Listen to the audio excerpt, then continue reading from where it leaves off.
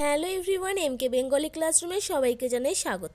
পড়াশোনা সংক্রান্ত ভালো ভালো ভিডিও পাওয়ার জন্য আমার চ্যানেলটি সাবস্ক্রাইব করে রাখবে, পাশে থাকা বেল আইকনটি প্রেস করে রাখবে। আজকের এই ভিডিওতে আমি ক্লাস 6 বাংলার সেনাপতি শঙ্করের সমস্ত প্রশ্ন উত্তর নিয়ে আলোচনা করব। তো চলো ভিডিওটা শুরু করা যাক। শঙ্কর সেনাপতির যে বাকি প্রশ্নগুলো ছিল সেইগুলো নিয়ে এবার আমরা আলোচনা করছি। তো প্রশ্ন কি আছে দেখে নিই। 12 দাগে যে বলেছে নিচের বাক্যগুলি থেকে উদ্দেশ্য বিধেয় অংশ খুঁজে নিয়ে লেখো। তো প্রথমে কি আছে না, আকন্দবাড়ি স্কুলে ক্লাস 5-এর বিভীষণ দাস এমু পাখির কথা বলেছিলেন। এখানে উদ্দেশ্যকে যাকে ব্যক্ত করে কিছু বলা হয় সেটাই উদ্দেশ্য, আর যেটা বাকিটা পড়ে থাকে সেটা হচ্ছে বিধেয়। তাহলে উদ্দেশ্য এখানে কে হচ্ছে? বিভীষণ দাস, আর বাকি যেটুকু পড়ে থাকে সেটা হচ্ছে বিধেয়। যেমন পড়ে থাকছে এমু পাখির কথা বলেছিলেন, এটা হচ্ছে বিধেয়। 12.2 কী বলেছে? স্কুলের সামনে ধান খেতে রোয়া ধান সবে মাথা চারা দিয়ে উঠেছে। কি মাথা চারা দিয়ে উঠেছে? রোয়া ধান। তাহলে কি হবে না, সব মাথা চারা দিয়ে উঠেছে, এটা হচ্ছে বিধেয়। গাঢ় ছাই রঙের বিরাট এক পাখি, এক পাখিটা উদ্দেশ্য, বিধেয় হচ্ছে এখানে নেই। তনয় হয়ে শুনছিল শঙ্কর, উদ্দেশ্য শঙ্কর, বিধেয় হচ্ছে তনয় হয়ে শুনছিল। এই খোলামেলা পৃথিবীর সবচেয়ে বড় বই, উদ্দেশ্য হলো পৃথিবী, আর সবচেয়ে বড় বই হলো বিধেয়। 13 কি বলেছে? কথা, চোখ, এই শব্দগুলি প্রত্যেকটিকে দুটি আলাদা আলাদা অর্থে ব্যবহার করে বাক্য রচনা করো। একটা কথা মানে হচ্ছে আখ্যান, আর একটা কথা মানে হচ্ছে প্রতিশ্রুতি। তা আগেরটা দিয়ে বাক্য রচনা, কথা দিয়ে কি করব না, আজ জমিদার বাড়িতে রামায়ণ কথার আসর বসবে। আর একটা কথা প্রতিশ্রুতি, এর বাক্য রচনা কি না, কাউকে কথা দিলে তা রক্ষা করা উচিত। নেক্সট চোখ মানে নয়ন, এটা দিয়ে কী বাক্য রচনা করছি? আমরা চোখ দিয়ে দেখি। এটা চোখ মানে হচ্ছে খেয়াল, রাস্তা চলার সময় চারিদিক চোখ রাখতে হয়। 14 পাঠ্যাংশ থেকে 7টি জোড়া বাঁধা সাধিত শব্দ খুঁজে লেখো। স্কুল বাড়ি, শঙ্করচিল, মাস্টারমশাই, প্রকৃত বিজ্ঞান, বড় দিঘি, জামা কাপড়, ঘরদোর। 15 নিচের শব্দগুলি দিয়ে বাক্য তৈরি করে একটি অনুচ্ছেদ রূপ দাও। গুঁড়ো, প্রকৃতি, জানলা, ডানা, ছায়া, শব্দ, স্বপ্ন, খেলা, খোলামেলা।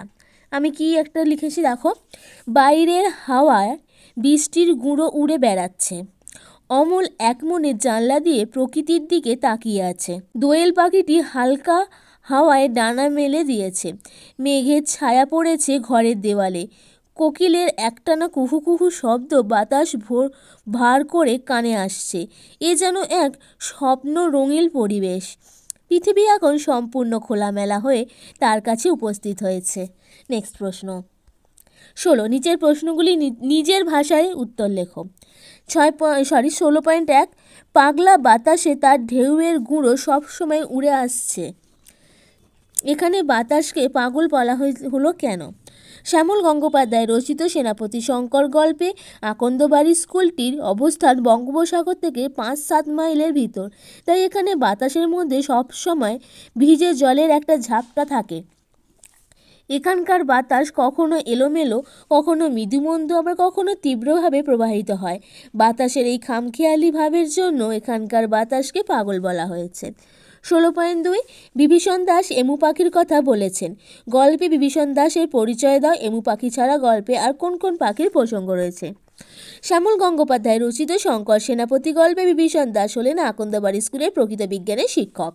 এখানে আর কোন কোন পাখির উল্লেখ রয়েছে না, এমু ছাড়া গল্পে শঙ্খচিল, কাক, মাছরাঙা, পানকৌড়ি, তিতির, ডৌখোল, বাজ, হাঁড়িচাঁচা প্রভৃতি পাখির প্রসঙ্গ আছেন। শঙ্কর বুঝলো কোথাও একটা বড় ভুল হয়ে যাচ্ছে। কে এই শঙ্কর? তার স্বভাবের প্রকৃতি কেমন? তার যে কোথাও একটা বড় ভুল হয়ে যাচ্ছে, এটা সে কীভাবে বুঝতে পারল? শ্যামল গঙ্গোপাধ্যায় রচিত শঙ্কর সেনাপতি গল্পে শঙ্কর আকন্দবাড়ি স্কুলের 5ম শ্রেণীর ছাত্র। শঙ্কর প্রকৃতিপ্রেমী ও ভাবুক প্রকৃতির মানুষ। ক্লাসে পড়াশোনায় মন না দিয়ে সে বাইরের প্রকৃতি দেখে, বিশেষত শঙ্কর পাখির প্রতি বেশি আকৃষ্ট হয়। এমনকি সে ঘুমিয়ে পাখির মতো ডানা মেলে ওড়ার স্বপ্ন দেখে। ক্লাসে পড়ায় মনোযোগ না দিয়ে জানলা দিয়ে প্রকৃতির দৃশ্য দেখছিল শঙ্কর। এরপর মাস্টারমশাই যখন শঙ্করকে প্রশ্ন করলেন, শঙ্কর আন্দাজে ভুল উত্তর দেয়। উত্তর শুনে মাস্টারমশাই ঠাট্টার সুরে কথা বললে শঙ্কর বুঝতে পারে তার কোথাও একটা ভুল হয়েছে। 16.4 এমু পাখির যে বর্ণনা শঙ্কর দিয়েছিল তার সঙ্গে পাখিটির মিল বা অমিল লেখো।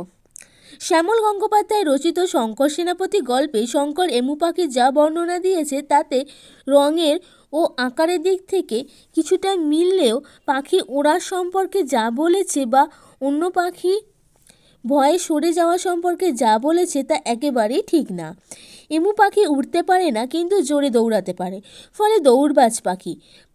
বসবাস আন্দিজ পাহাড়ে, ফলে তার পক্ষে ঘোলপুকুরে বড় দিঘির পাড়ে সবেদা গাছে বাসা একেবারেই সম্ভব নয়।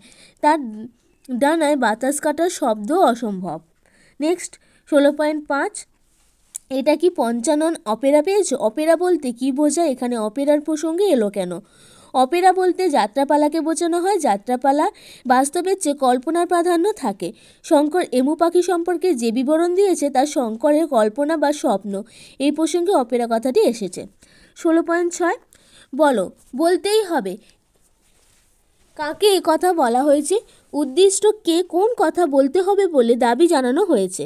শ্যামল গঙ্গোপাধ্যায় রচিত শঙ্কর সেনাপতি গল্পে থেকে নেওয়া প্রশ্নাতীত উক্তিটি ক্লাস 5-এর ছাত্র শঙ্কর সেনাপতিকে বলা হয়েছে। শঙ্কর জানিয়েছিল যে ঘোলপুকুরের বড় দিঘির পাড়ে সবেদা গাছে এমু পাখি দেখেছে।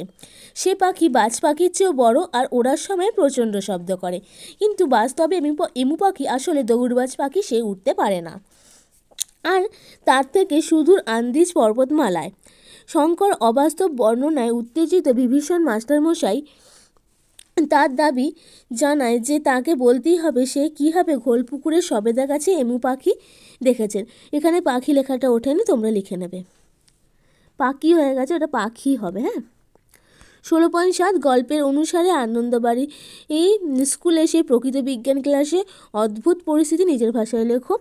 শ্যামল গঙ্গোপাধ্যায় রচিত সেনাপতি শঙ্কর গল্পে আকন্দবাড়ি স্কুলের 5ম শ্রেণীর প্রকৃত বিজ্ঞান ক্লাসের মাস্টারমশাই বিভীষণ দাস পাখি সম্পর্কে পড়াচ্ছিলেন।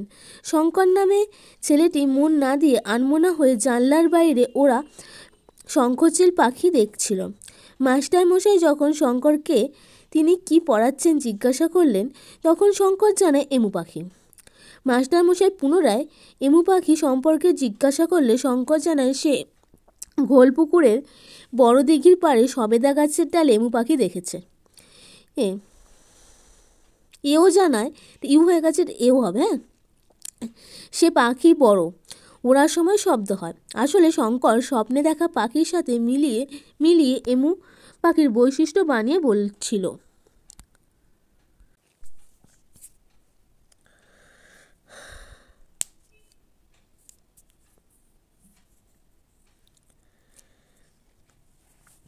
শঙ্করের ভুল উত্তর শুনে মাস্টারমশাই ব্যঙ্গ করলে ক্লাস শুদ্ধ সবাই হেসে ওঠে।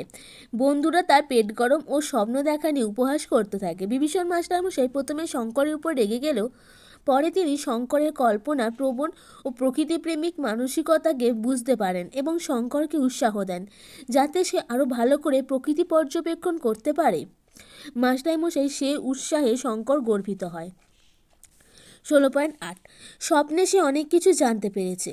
কার স্বপ্ন দেখার কথা বলা হয়েছে? স্বপ্ন দেখে সে কি জেনেছে? শ্যামল গঙ্গোপাধ্যায় রচিত শঙ্কর সেনাপতি গল্প থেকে নেওয়া প্রশ্নান্বিত অংশে আকন্দবাড়ি স্কুলের ক্লাস 7-এর ছাত্র শঙ্কর সেনাপতির স্বপ্ন দেখার কথা বলা হয়েছে। স্বপ্নে শঙ্কর অনেক কিছু জানতে পেরেছে। শঙ্কর জেনেছে স্বপ্নের বাতাসের রং নীলচে, বাড়িঘরদর খয়েরি রঙের। স্বপ্নে ধাক্কা খেয়ে কিংবা গুঁতো খেয়ে কোনো ব্যথা লাগে না। এ যেন অনেকটা ঘোলপুকুরের বড় দিঘিতে ডুব দিয়ে মাটি তোলার পর ভেসে ওঠার মতো। জলের নিচে পোঁতা বাঁশের গা ঘেঁষে গেলেও টের পাওয়া যায় না। নেক্সট প্রশ্ন, পাখি দেখার জন্য যখন মাঠ বা বাগানে ঘুরবে তখন কিভাবে চলতে হবে? শ্যামল গঙ্গোপাধ্যায় রচিত শঙ্কর সেনাপতির গল্প বিভীষণ মাস্টারমশাই বলেছিলেন পাখি দেখার সময় যখন মাঠে বাগানে ঘুরবে তখন খুব সাবধানে পা টিপে টিপে চলতে হবে যেন পায়ের শব্দ না হয়। জামা কাপড়ের রং শুকনো পাতার রং বা জলপাই রঙের হলে খুব ভালো হয়। এই রং গাছের পাতার সঙ্গে মিশে থাকে। বেগুনি রঙের জামা পরলেও ভালো, পাখিরা বেগুনি রং চোখে দেখতে পায় না। 16.10, তাহলে কথা বলতে পারো। এই প্রশ্নে সূত্র ধরে বক্তা শ্রোতা কথোপকথনের অংশটুকু নিজের ভাষায় লেখো। এটা আমি আমার মতো লিখেছি, তোমরা তোমাদের মতো চাইলে লিখতে পারো, অথবা তোমরা এই জিনিসটাও কিন্তু লিখতে পারো। তো আমি কি লিখেছি সেটা একটু বলে দিই, তোমরা শোনো। মাস্টারমশাইয়ের পাখি দেখার প্রশ্নের উত্তরে শঙ্কর মাছরাঙা পাখির কথা বলে। এছাড়াও হাঁড়ি চাচা, পানকৌড়ি, তিতির পাখির কথাও বলে। মাস্টারমশাই সে কথা শুনে শঙ্করকে চোখ খোলা রেখে পৃথিবীর পাখি, গাছপালা, মেঘ, আলো সব দেখে নিতে বলেন। তাতে শঙ্করের বুক গর্বে ফুলে ওঠে। মাস্টারমশাই আরও বলেন, খোলামেলা পৃথিবী সবচেয়ে বড় বই ও তাকে চোখ ভরে দেখাই সবচেয়ে বড় পড়াশোনা।